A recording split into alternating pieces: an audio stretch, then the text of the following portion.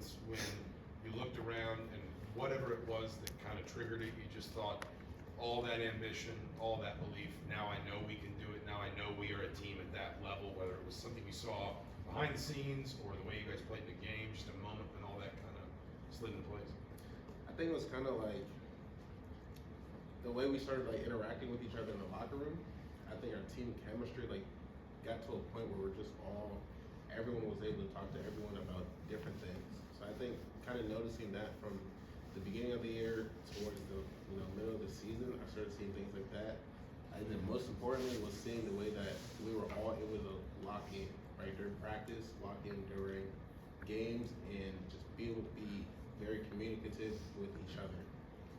Especially seeing that from like the JMU perspective, my freshman year, and just seeing different levels of chemistry, different levels of team camaraderie.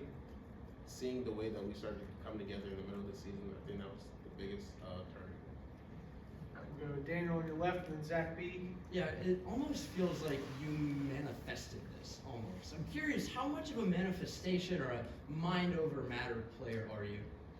I'm big into manifestation, but more importantly, big into religion, right? So I feel like the more and more you talk about things, the more and more you talk to God about things, those things will start to surface itself. So that's just kind of the way I've lived my life, especially when you come from a place where you don't really see a future, right? The only way for you to see that future is for you to manifest it and talk to God about it, right? So that's kind of always been my thing. All right, we'll go Zach B and then Mike. Yeah, Mikail, how special will it be for you guys, specifically as a defensive line group, to go through this college football playoff, however many games you guys play? How special will it be to know that you're going out with this group that you've been so successful with this season? Oh, it's gonna be great, especially with Coach Coons, him, coming from Notre Dame.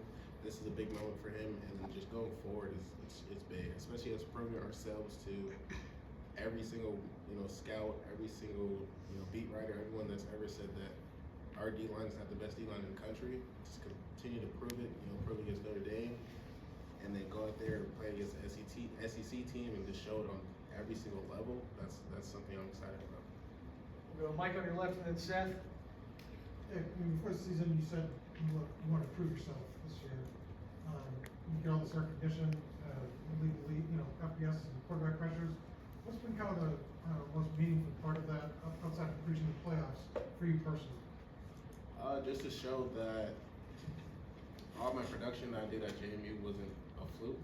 I think that's something important. And then especially just me personally, just all the work that I ever put in, really to manifest and to show itself right in front of me, it's a blessing, and I'm forever grateful for it. We'll go Seth on your left and then Todd. And Mikail, when you look at Notre Dame and the way that they rush with the quarterback, what challenges does that create for you on the edge? What are you expecting from that? It definitely creates extra numbers, right? Especially with the, having a lead blocker with the running backs and having that extra man blocking. But for me, I feel like their scheme is pretty simple. It's just for us to go out there and fit our gaps and do what we need to do. We practice it, we've seen it. Like it's something different, but nothing that scares us. We'll go Todd front row on your left and then Joe. You're very confident from the beginning. You exuded that confidence before the season started. Where does your own personal sense of confidence come from? And when did you start to feel that was the right way to kind of express yourself as a football player? Just kind of going back to the other question, the confidence kind of comes from God, and then the second piece of it is the work that I put in at Illinois Seeds.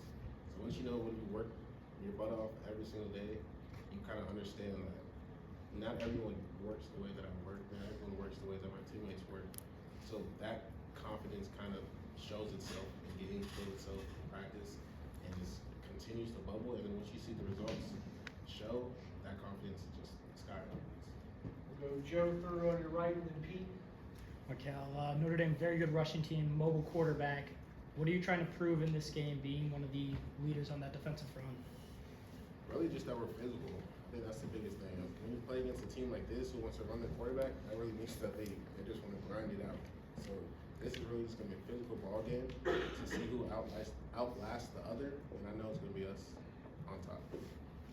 Pete and then Ravi. I'm just curious, would you describe your play as playing with intensity, with rage, with joy? I have this envision of like a weightlifter getting ready to lift the max, and they start screaming and stuff, especially like a key play third, you gotta get the shot. How'd you approach it? You know, it's kind of all of the above.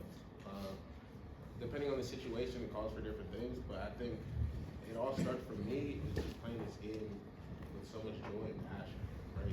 Once you start from there, you know, you run out the tunnel, you're screaming, you're excited, you're getting your team pumped up, and then those key plays, you know, fourth and short, goal lines, that's when you're like, all right, I gotta muster up and bring out what are the demons I need to attack this offensive lineman. But just, it really starts with just having fun and understanding that this game can be taken away from you at any moment. So you got to go out there and play every single play like it's your last. Go Ravi, front row right, and then Will. Yeah, you got All-American honors, Fisher did, Ponce did, Bork's top-rated QB in the playoff for football focus. Those are guys who came from, you know, different levels, lower levels, as everybody likes to say. What is the chip on the shoulder? Is it always there? What is it? Do you talk about it? Just kind of give us a sense of what is it that drives you guys as far as that aspect goes? I think it's just something that's just there, right? I think it's something that we've all had because we've always been underdogs. And now to come up here in this situation and still be looked at as an underdog, that chip just continues to grow, to be honest. No matter how many sacks I get, no matter how many plays Ponce makes, Fish makes, Rourke makes, the chip just gets bigger and bigger every single time. Because now, you know, you have one good game, if you have a bad game, they're going to chirp at you. So it's like every single game you got to bring. Go Will, second row on your right, and then Jack. Mikail, Coach Haynes talked about it yesterday. Just he wants you guys to get northbound every play. What's kind of the rush that you and the other D linemen get from being able to just go straight at somebody or get a swim move off or bull rush? It's fun, like all the things that work at in the pads, all the smooth pass rushes and cute wins that you see on Instagram, right? You get to go hit those, and hopefully they see your highlights on ESPN, right? But it's really just go out there and just wreak havoc, make plays, right? So you have a one-on-one basically every single time, just go win. Go Jack on your left. Yeah, Mikail, how would you sort of just explain your process of watching film of an opposing offensive line? Like, do you try to key in on like your specific matchups? Do you try to watch your group as a whole, like find tendencies? Can you just kind of talk about that? So I kind of go based off of formation.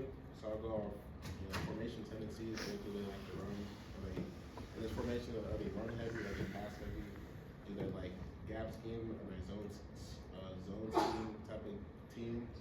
You go from there, and once you start to understand the scheme, then that's when you start to analyze the player specifically.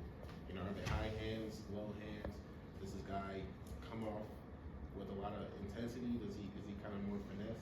So you kind of go based off that, and once I understand all of those aspects, then I start to understand my strengths and weaknesses based off of what he does, and then I try to attack his weaknesses with my strengths.